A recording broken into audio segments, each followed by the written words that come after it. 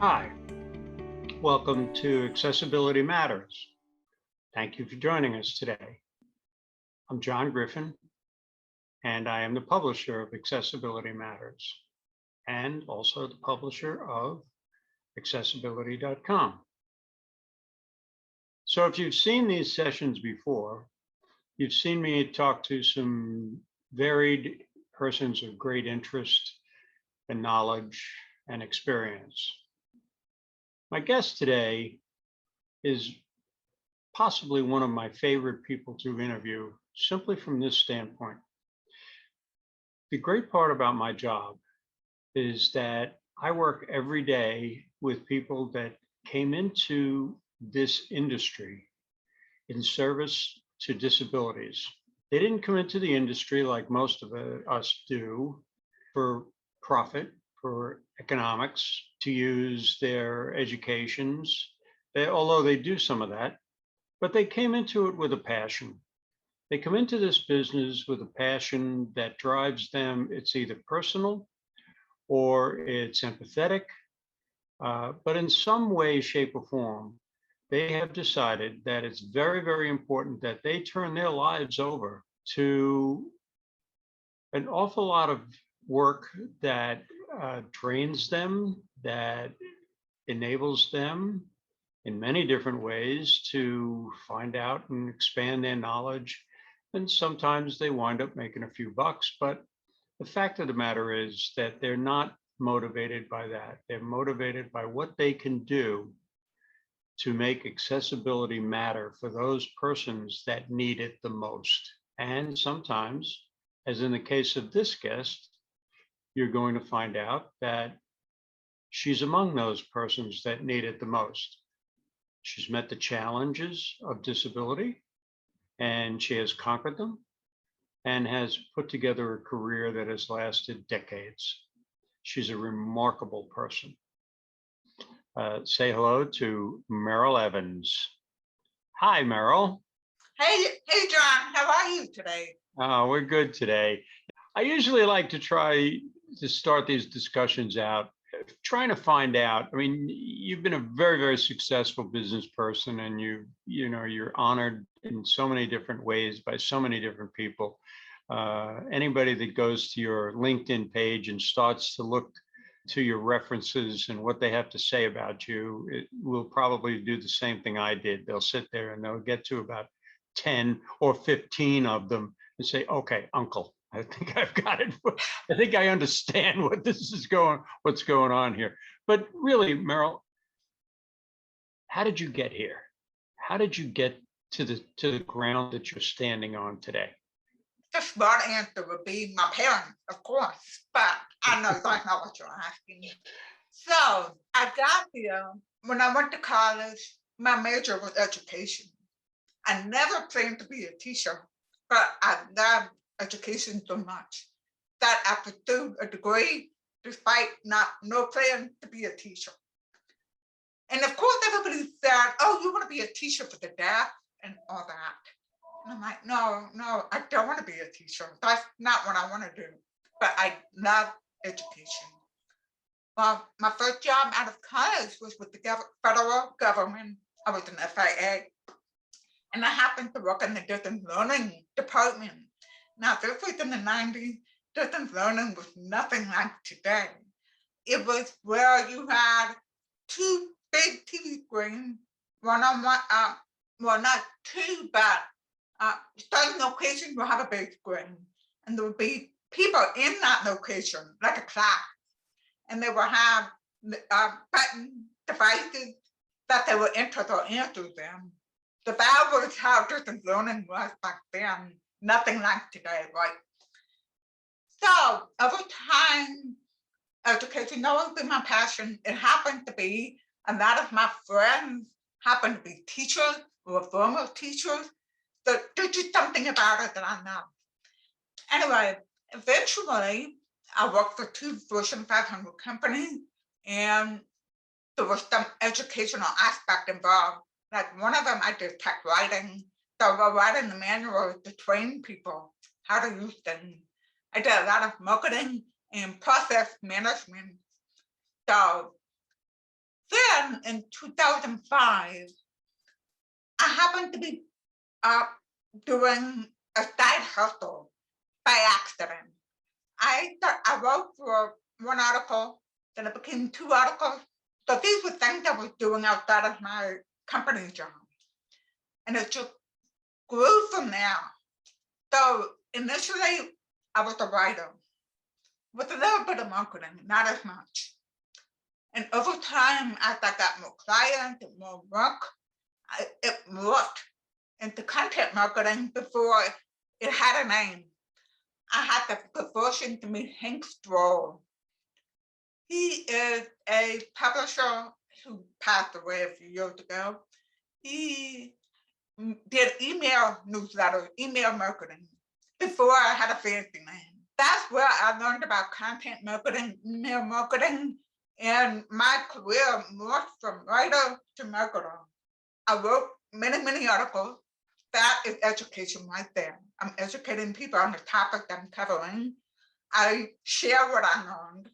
In the beginning, I wrote a lot about the web design field, and I had the good fortune to meet and interview many well-known people in web design, web standards, including Jeffrey Gelman.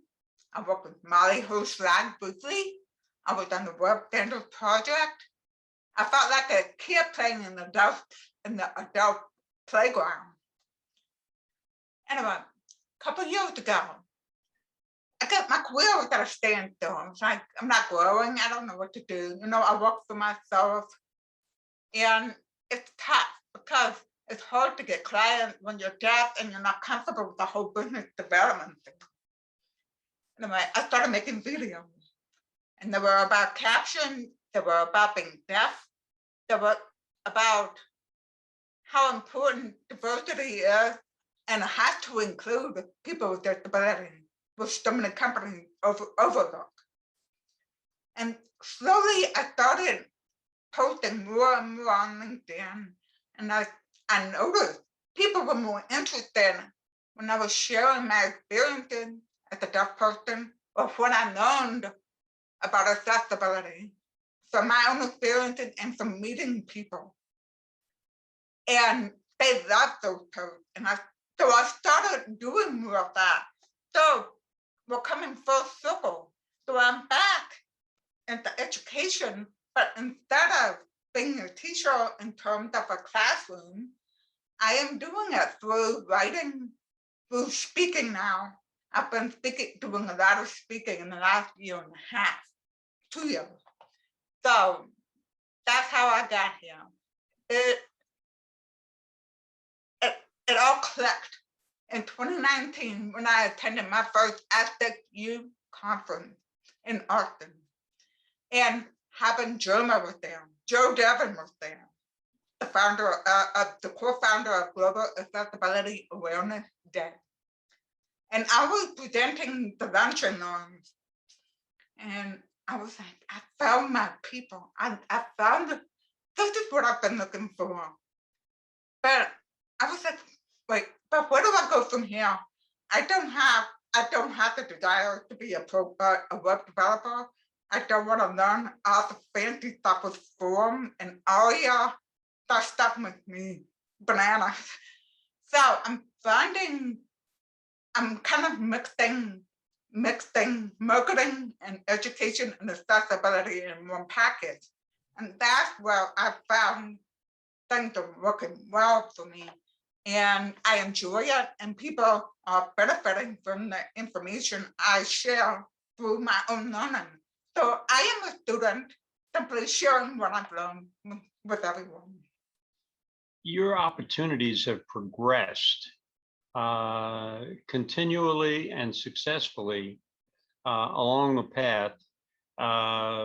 So you're not one of the disabled that would qualify as being called held back as a result of lack of accessibility. It sounds to me like you took what was there and made the most of it. Is that a fair statement?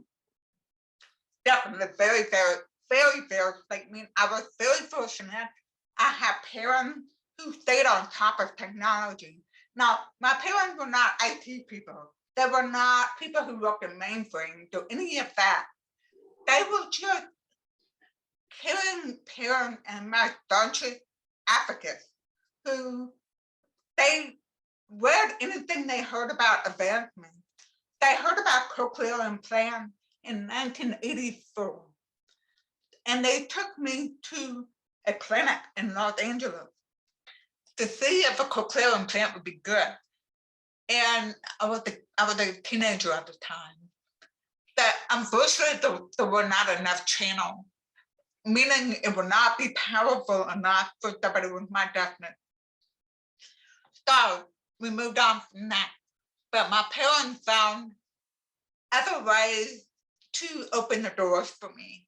In other words, they found uses for technology that were not created with deaf people in mind.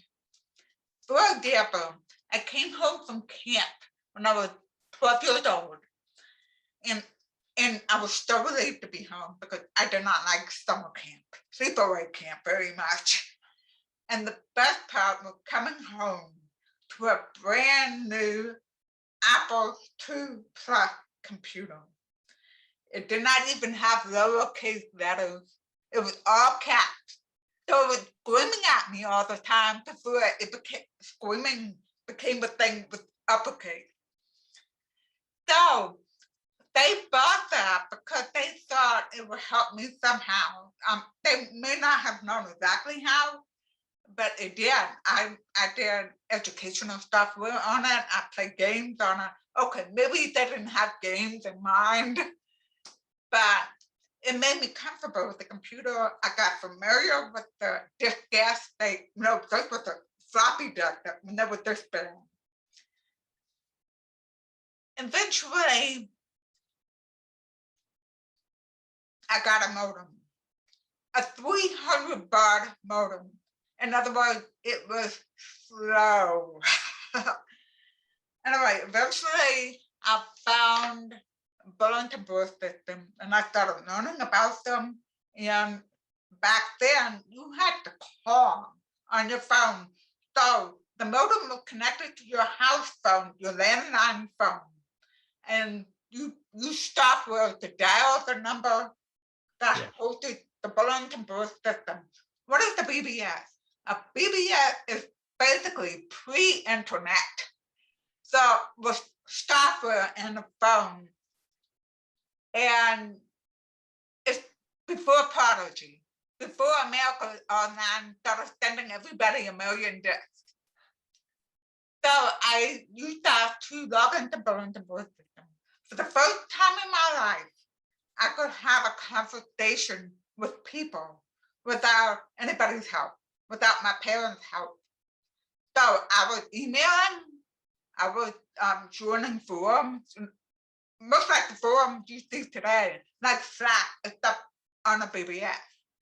I could chat live with people, and it just gave me the most freedom to be able to communicate on my own, no misunderstanding because it was all typed, no speaking. And it happened to be how I met my future husband. I used to be embarrassed to tell people this, but now I'm pretty proud because it was before internet dating was cool. So that's one way. You're an early millennial. Yeah, so that's one way the computer's been so great for me. Eventually, Prodigy came along, America Online came along, and expanded our world. I also learned a little bit of basic programming. I had a book called Kids on the Apple. It was Apple as an Apple computer, not the Apple fruit. So I learned basic, and I still have that book. That's how much it meant to me. That's how much I've learned from it. So I thought, oh, maybe I want to be a programmer when I grow up. Well, in high school, I took computer literacy, which I loved. And then I took computer math, which I hated. And said, I'm done. I am not going to be a programmer. Forget it. It just wasn't my thing. So that's Well, my parents were. They just always kept an eye out for technology that might help me in some way. I didn't even have a TTY growing up. That's because to use a TTY, the people you're calling had to have a TTY too. It's just like texting. I can text, when I text you, you'll be on the phone. Well, now texting can go to email and all that. Right. But both people had to have a phone to text each other. Same thing with the TTY. Both people have to have a TTY to type to each other. Just like both people have to have a landline phone to talk to each other, right? Right. There was no need for a TTY in my life because nobody in my life had one in my everyday life. And I was home, so I didn't need one to talk to my parents. Eventually, ADA came in 1990. And that's when the relay service became a federal requirement and went national. That's when I got a TTY, not in 1990, but in my first job out of college. That's when I got the TTY because I could finally call people, regardless if they had a TTY, through the relay service. And I also had a pager that would people would page me with a number and I would call them back on my TTY through the relay service. So that's just one of many ways technology has helped me. So from that beginning, you recently, I recently read a piece that you published, and it started out by saying accessibility is everyone's responsibility. Um, that's not the first thought you've ever had uh, concerning accessibility, but that's the most recent thought that you've had. Explain how you came to that conclusion and how you expressed it so eloquently uh, that it really resonated. It is everyone's responsibility. Somehow that's happened. Accessibility is not just digital, it's also real life. I can give you a perfect example that happened to me this week. So I had to get tested for COVID so I can go to an event this weekend. I wasn't exposed. I just needed to be, it was to be proactive. So I scheduled online. I had no problem doing that. Well, sort of. So they send you a text saying we've confirmed your appointment. Well, the very next day, I heard from some people that the pharmacy was behind on the test result, and I absolutely needed to have the result by Friday. So I moved up my test by a day after recommendation. So I go back online and I scheduled a new date, a new appointment for my test. And then I canceled my first one. I didn't want to cancel until I made it first, in case they had no slot. So I got the message, my new appointment was created. And then I got another text message that my appointment was canceled. But it didn't say what day or time. So I didn't know if it was talking about the first one or the second one. Technology needs to be specific. Information needs to be specific. So I went back online and I confirmed my appointment was still there. Great, awesome. The day of the test that morning, I get a text message from the pharmacy with a link. It was a link to a video showing the process for the drive-through testing. And it was captioned, yay, point. It was a great video, but there was a lot of information and I didn't memorize it. So I tell my spouse, I think I can do this myself. I know it's drive-through. Oh, by the way, I've lived by the pharmacy for 20 years and I've never used the drive-through. We know why, okay? But I have to this time for the testing. And that's why my spouse is like, let me go with you. And I'm like, no, I got the video. I know what to expect. How complicated can it be? we get there, there's 3 or 4 cars in front of us, and we wait 30 minutes. Apparently, everybody was getting tested, and there were no cars behind us the whole time. So they must have had us scheduling snafu or something. But anyway, they had to go up. So we finally get up there. Woo, yay. And then I rolled down my window and I thought, I am here for COVID testing. Here's my unique code. And blah, blah, blah, blah, blah, blah, blah, blah, blah. I have no idea what she said because at the window, it's a glass window. It's reflecting so bad.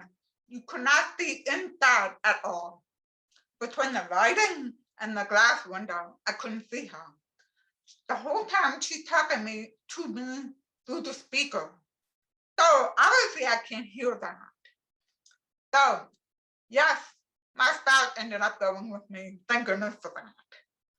Because even after reading the numbers twice, and I was louder the second time in case she couldn't hear me, she still didn't understand me. Now my spouse had to do all the talking. I mean, at my age, I shouldn't have to depend on someone else to do something like this. Yeah. But that's what happened. So eventually I get my test, I do my thing. I'm looking at the bar because I can't remember what you're supposed to do. It wasn't obvious. So I'm looking at the bar, there was no instruction. So I'm trying to pull out my phone to watch the video again. Meanwhile, my spouse was picking up prescriptions while we were there. So she disappearing, coming back and forth, and I'm getting so frustrated because I'm like, I've done the swab, I've got the tube. What am I supposed to do here? So I'm getting, I haven't felt this frustrated in so long. It was the first time I felt agitated in God knows how long. Anyway, eventually she came back to the window long enough for us to ask her the question. So she gestured to me. I was able to see her enough. And we finally got it in the bag and took off. So as you can see, something that's been happening for more than a year now is still not accessible. And one of my friends who's blind reported he couldn't register for COVID testing online without somebody's help. That was happening 2 different ways. One is online for a blind person, one is at the drive-through for a deaf person. Obviously, we have a long way to go. You would think something like COVID, they would think of these things by now. It's been long enough. The pandemic provided a lot of opportunity for persons with disabilities to advance, join the workforce, save in some cases the workforce because they were adaptable long before the world asked everybody to be adaptable. They were problem solvers long before, businesses thought, well, we really need to get somebody to solve this problem. Apparently, the pharmacy in your local area that you went to never gave a thought to making their service accessible. And it's a very good illustration, as you suggest, of it's everybody's responsibility. Let me ask you something. Across the career that you've had, you've seen, as Judy Collins used to say back in our day, Meryl, you've looked at life from both sides now. Where is accessibility today? You have an insider's view. You use it. You need it. Where is it today? What's your view on it? In some ways, the pandemic has helped us. And in some ways, it has shown we have a long, long ways to go. I never answered your question about why accessibility everybody's responsibility was that pharmacy story was an example. It has nothing to do with web development. It has nothing to do with design. It has to do with processes. And whomever is responsible for that is not an IT. Too often people think accessibility, digital accessibility falls under IT or web design, web development, that kind of thing. They don't think about the physical aspect of it. So that's one. Wheelchairs are the girl right enough for the wheelchairs, others think, and the desk low enough for them, that kind of thing. So accessibility hit all parts of our lives. And that's why I recently gave a presentation targeting marketers. And I said, yes, accessibility is your job too. It's your responsibility as the marketer. You know why? Because you're the one who posts content every day.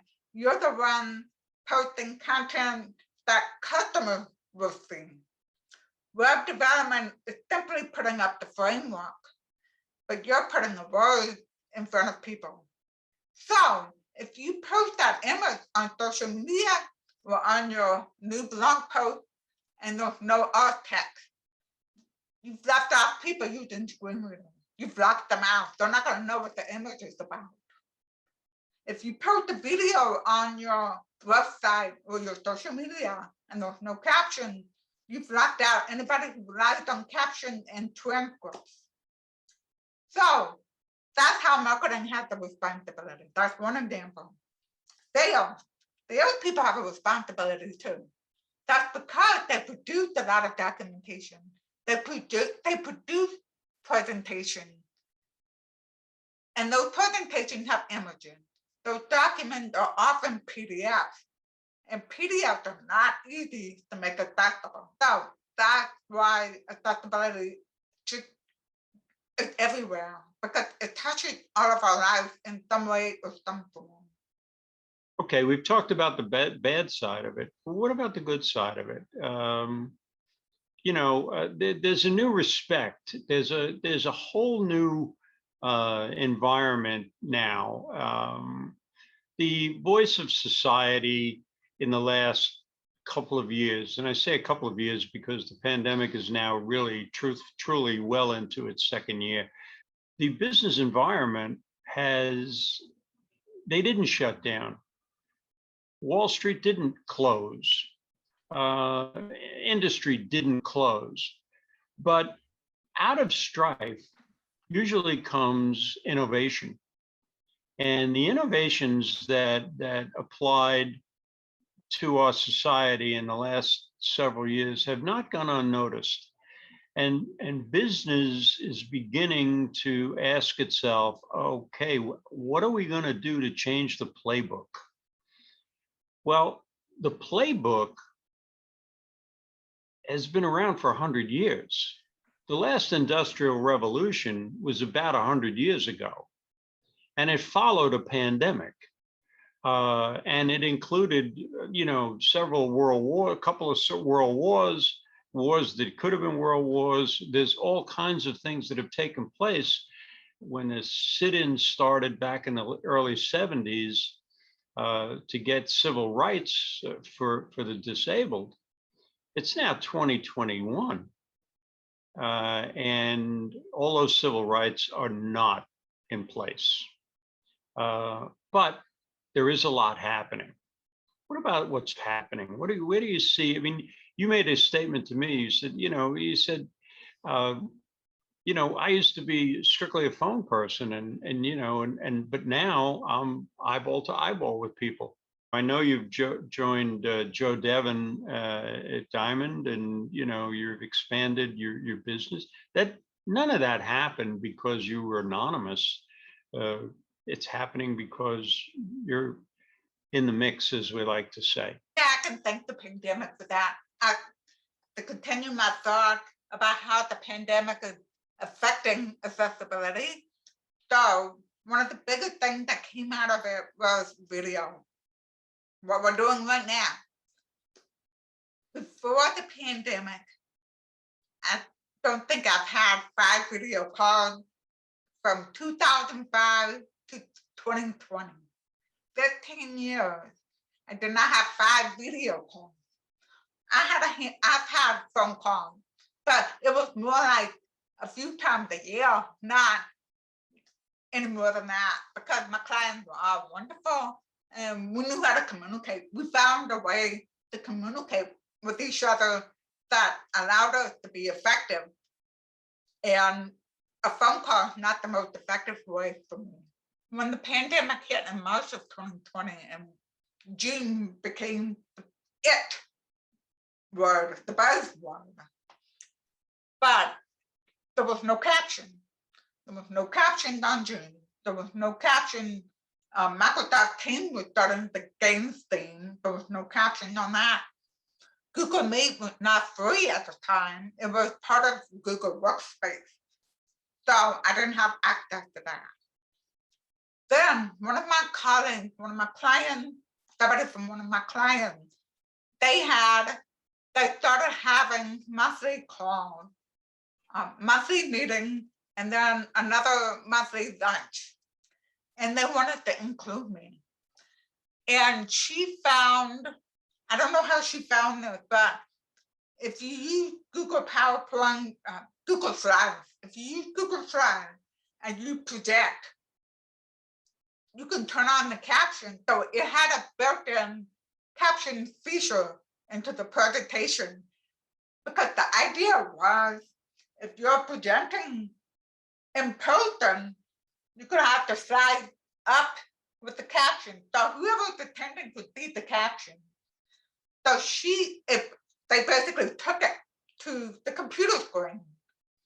And it went well, it worked. So then that's what led to one of my articles that I wrote on video calls. For the most part, I was looking for similar solutions. Just like I mentioned before, my parents bought an Apple II Plus computer, and it was not designed for the deaf. It was designed for many things, but the deaf was not something they thought about. But my parents, they thought this could be a tool for her somehow. Anyway, so it goes along those lines. I was looking and researching all software, different options, and slowly and surely more and more speech-to-text software came out that could be made into caption. Eventually Google Meet came out with caption, and then Zoom did, but you had to have a paid account to get it. Now, accessibility should never be a paid thing. It should be part of the free application. Zoom makes their money in many different ways. Yes, even if the technology is expensive, the captioning technology is expensive, but it will make them a profit in the long run, because they're getting ahead of their competitors by making accessible product completely through and through. Eventually, everything came out, all the video platforms started coming out with captions, and eventually, thanks to a petition, Zoom made it available on free accounts, but it's not available everywhere yet. It's coming, but for the time being, they said that anybody who needs captions for accessibility can fill out this form they put together, and they will give you access to captions. So that's how I got it on my account. Now I meet every week with one client. I have probably at least 5 meetings a week now on Zoom with caption or on Google Meet or whatever I'm using. And again, this was non-existent before the pandemic. So now I'm getting to meet with the people I work with face to face. It's like you're in the room with me. I know we're not in the same room, but it's the next best thing. It's better because it's quieter. If we go to a restaurant or a meeting room, it's going to be loud. I can hardly go to a restaurant anymore because they have gotten so loud, I can't hear the people I'm talking to. So in a way, Zoom has made meetings more accessible than ever, better than in person, because with in-person meetings, I'm still dealing with a room full of people. With in-person meetings, I could be in a room full of 10 people. And because there's so many people, my eyes are playing ping pong. They're like watching a tennis match or a ping pong match. I have to figure out who's speaking, find them, who's speaking, find. I don't have the ability to tell where the voice is coming from. So I've got to use my eyes a lot. The other issue, there might be 1 or 2 people in that room who I can't separate at all because they don't enunciate clearly enough. So that's called mumbling. When you're a mumbler, your lips are not making shape enough for me to read your lips. The truth is, an average lip reader only catches 1/3 of what's said. 1/3, not 2/3, 1/3. That's a lot of misinformation. With video meetings, I had a meeting, I met somebody from Japan. He was born and raised in Japan. So he was an accent to me. And they speak differently. So lip reading not exactly the same as somebody whose first language was English. And I could understand him. I couldn't lip read him that well, but I had the caption to help. So I'm able to listen better because of caption videos. So that's where the pandemic has helped a lot. It also helped many people with disabilities who don't have the mobility to go to an office. It takes them an hour to get out of the house and then to get to the office. So those people as well.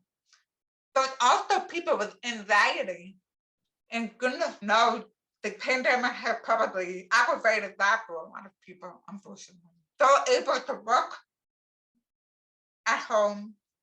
A lot of them may not even have the video on because of the anxiety, and I understand completely. I'm a better listener if I can lip read and follow the caption. But in some cases, some people don't want the video on, and I respect that because I don't want anybody to be miserable trying to talk to me. So you have to compromise. So I give in a little bit too. Anyway, so that is what, again, where the pandemic has helped. But of course, it has shined a big spotlight on the problem. Suddenly, companies were having to do more business online. Even if you're a retailer that was open throughout the pandemic, Yeah. you have more people ordering online and they will go pick it up or it will be delivered. So they depend more on online. And of course, customers, if they can't do what they need to do on your website, it's not accessible. So according to research that I've read, more than 80% of companies have said they are now working on accessibility. Yeah. I know there's still a lot of problems, but it takes time. People forget. Sometimes the passionate accessibility supporters forget it takes time. It's not something you can do overnight. I slowly learn something new every day, and I'm getting in habit of it. When I started doing art text for images more, I can't tell you how many times I forgot. Kicking myself, deleting the post and then doing it again. It took time and that's simple. That's simple stuff. We're talking complicated websites and design because they've already built it. When you've built something without accessibility in mind, it's going to be more work to retrofit it. Then, when you bake accessibility into your processes from the get-go. So hopefully now companies are baking it in, but it takes time to bake it in. What you just described is exactly what we started out to do in this discussion. We wanted to be able to listen to your voice and be able to say, and that is why accessibility matters. Thank you.